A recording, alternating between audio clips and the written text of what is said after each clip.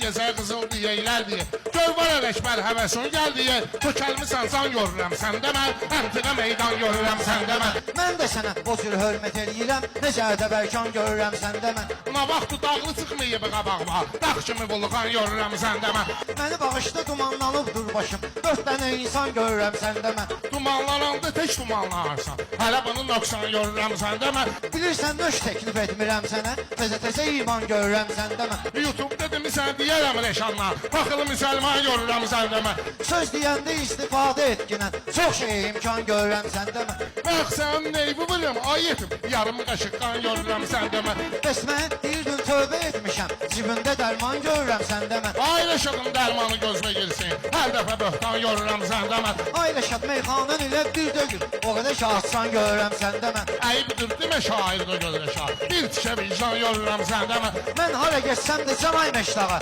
Yaşamalı dövran görürəm səndə mən. Sən ki Əli Əkbər var adında. Müqəddəs ünvan görürəm səndə mən. Müqəddəs ünvan görürəm səndə mən.